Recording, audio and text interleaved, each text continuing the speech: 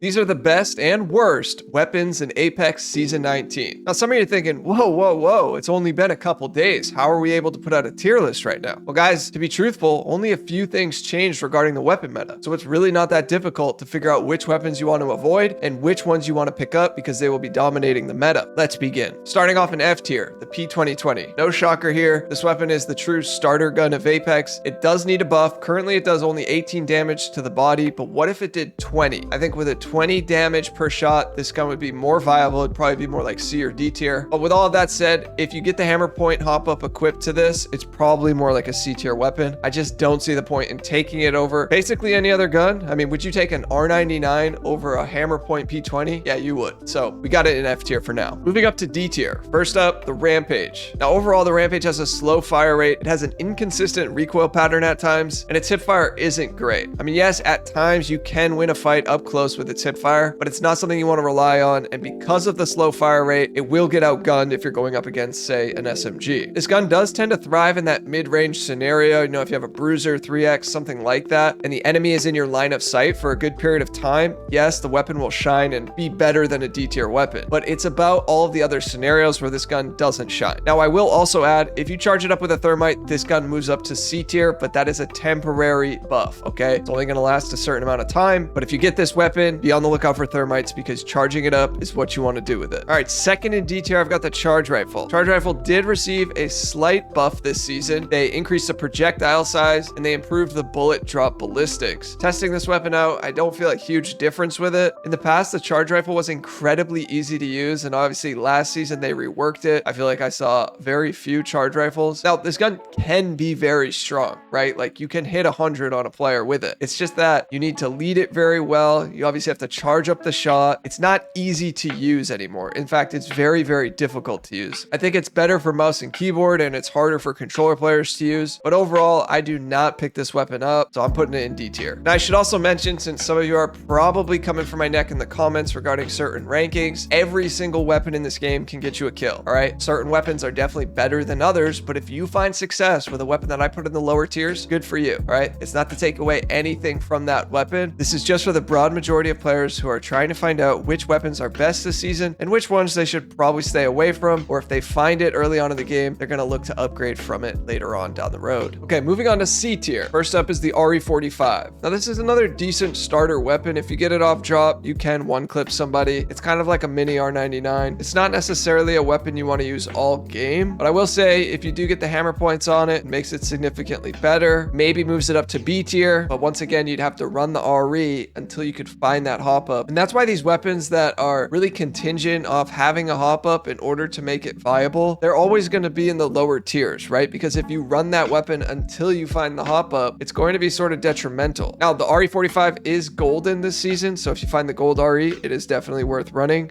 especially since it will have a digi threat. But for now, I've got it in C tier. Second in C tier is the Devotion. Now, Devotion did see a slight change this season because they reverted the change that was previously implemented regarding the turbocharger. So now having a turbocharger on the Devotion and the Havoc does not take away from any damage from the weapon itself. This is a healthy change to kind of slightly move these two weapons in the right direction, but it's not a weapon that I will use often. It needs a lot of attachments, and Apex knows that. They want this gun to be that type of weapon where if you find all of these things like a barrel, a stock, a sight, a magazine, and even the turbocharger, then yes, this gun would be very, very strong. But it's once again a huge contingency, especially now that we're talking about multiple attachments. So it's a C tier weapon because of its sporadic hip fire. It's not super good at range, but up close, and if you get it revved up, it will be very, very strong, and it can down someone very quickly. Okay, moving down C tier. Now, this next one might be a hot take, but I'm willing to take some flack for it. I've got the Volt in C tier this season. Now, don't get me wrong, the Volt is still a very good weapon to have, all right? But it will get outclassed by other SMGs right now. That's the only reason I have it ranking this low. It's got a very straightforward recoil pattern, so newer players can get really comfortable with this weapon. It's decent at medium range. Like, it's not great because they changed something a few seasons back regarding the projectile size at distance. It's a very friendly weapon to most players, but when you're going against an R99 or a car, apart. The Volt will rarely win if you guys both start shooting at the same time. Second to last in C tier is also somewhat of a hot take, but I've got the R301. Now, important to note, the 301 and the Volt are both in the crafter, at least for this first half of the season.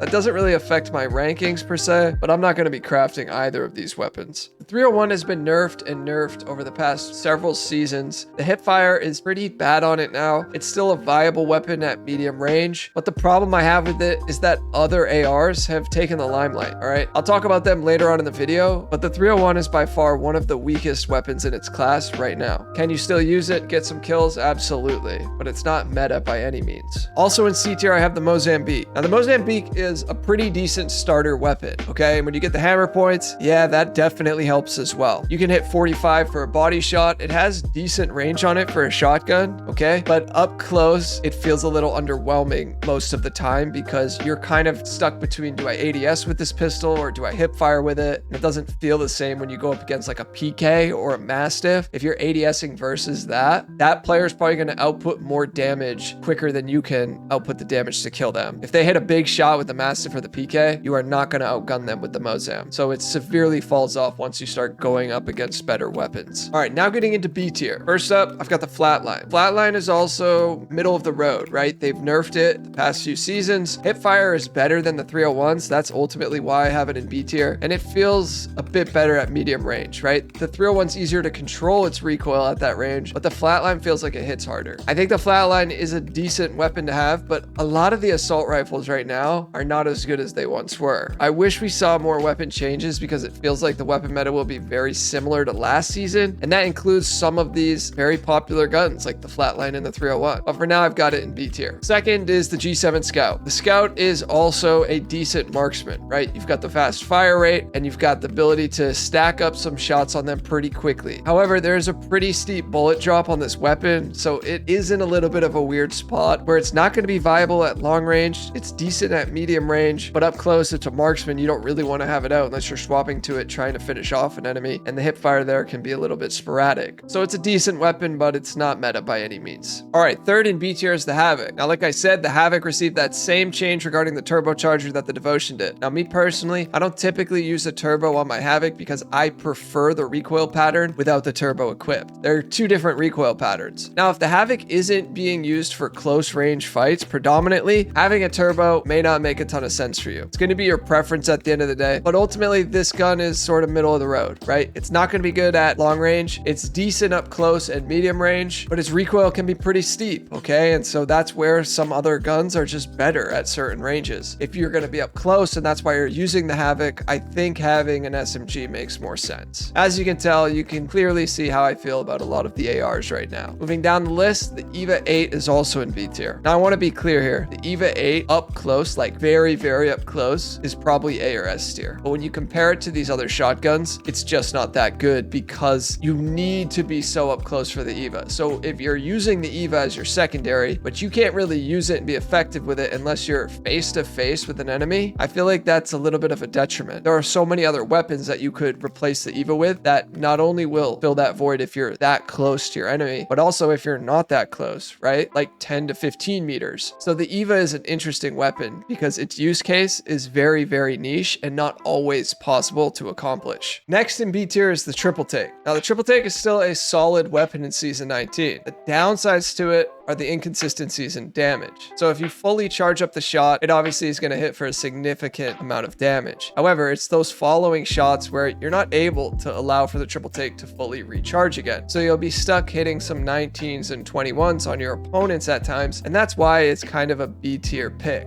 However, if you want to use it, it's probably the second best marksman, at least from a ground loot perspective, and it can also flex as a close range shotgun as the hip fire on the Triple Take is pretty good if you need it to be. Also in B tier is the Spitfire. Now, the Spitfire is probably the best LMG, well, I guess besides one that I'll talk about here shortly, but the Spitfire is a solid LMG this season. All right, they buffed it last season, and I know a lot of players didn't think it was that good, but honestly, it could maybe even go up to A tier. This thing shreds, the hip fire is better on it. It's definitely got that slow fire rate, that slow draw speed, slow reload, all of that, but if you're picking it up and you're using it as a placeholder for like another SMG or something, I think the Spitfire is a solid weapon, and it definitely can perform perform at that medium to longish range if you need it to, especially if you get a 3x or a 2x on it. Just make sure you look for that barrel stabilizer for it, because this will help with the recoil tremendously. Second to last in B tier is the longbow. Now, the projectile size of the bullet was buffed this season, so this should allow for some shots to connect more often. Now, this is the sniper that has the fastest fire rate currently, but I think there's another sniper that just is a little bit better because of its damage output. The longbow is going to hit for 55 to the body. There's another one that I'll talk about here shortly that I think is better. But if you want to try out the longbow in season 19, it is definitely better than last season, so give it a shot. Let me know what you think. Wrapping up B tier altogether is the alternator. Now, I'll quickly preface, if you get the disruptor rounds, this gun is definitely more like A or maybe even S tier, all right? But you got to find that in order to make this weapon that much better. It has a very slow fire rate, which will affect your engagements when you go up against some of these better SMGs like the R99 or the CAR. And so for that reason, I've got it in B tier. It's certainly a great weapon to pick up off drop because it will shred through some of those players on white armor. But as you progress and you start fighting players on purple, red, or gold, that's where the disruptor round really makes this gun that much better. All right, now we're getting into A tier. And these are some of the best weapons that you're going to want to look for in season 19. First up, the Sentinel. Now, I know the Sentinel may not seem like an A tier weapon, but hear me out. This is by far the best sniper on floor loot right now. And they buffed the size of the bullet this season, which makes it much easier to connect. This will also help with some no scopes as well. But this does 70 to the body and 88 to the body if it's charged up. And it can do 126 with a headshot. This weapon can swing a fight entirely in your favor. If you hit a couple shots, boom, that other team will probably be on their heels. You probably have a knock and you can progress up and start taking that fight up close. This is a very, very strong weapon. And I know sniping isn't really meta. I think you'll see more Sentinels this season. Second is the 30-30. Now, they slightly nerfed the 30-30 this season, reducing some of the hipfire spread. Basically, when you hipfire with it, it'll be less consistent. This does affect the weapon's ranking, but I think it's probably the best marksman on floor loot. You're going to see a lot of players running the 30-30. I could see making an argument of putting it into B tier, but I think it will be very, very strong for those mid to long range encounters. But it's not going to fill the shoes of a sniper, so keep that in mind. Third in A tier is the Nemesis. Now, the Nemesis is an interesting weapon. Some games I feel like it's not that powerful, and then other games I completely backtrack on that and think it is top of the meta. Right now, it's definitely not as good as it was upon release or even back last season, but it's still a really strong weapon. And because it's a burst weapon, this can really play into your favor with that high damage output. You know, a couple bursts and boom, you've not only cracked the enemy's armor, you've gotten them to 1 HP. It does feel like it needs the attachments these days, but if you can find them, this is a very viable weapon for up close if you need it to be, but ultimately that medium range AR. Next up in A tier is the Mastiff. Now, we did see a buff to the Mastiff last season. This tightened the blast pattern. This made it more viable up close. You can hit for some huge numbers, but you need to be up close. The reason that the Mastiff is higher than the Eva is because the Mastiff is more dynamic, meaning it can provide a little bit more damage output when you're not right in the face of your opponent. I also think ADSing with a shotgun feels more natural, so if that's your thing, the Mastiff is a better pick than the Eva. However, this gun really struggles without a shotgun bolt. The duration of time in between shots will really mess you up. It feels like it's taking forever, and if you hit one of those lousy 11s, well, you might lose that fight. Okay, wrapping up A tier is the Hemlock. Now, the Hemlock saw a slight damage reduction, which is why I'm taking it out of S tier. This is still probably the strongest assault rifle in the game right now, though, so keep that in mind. This gun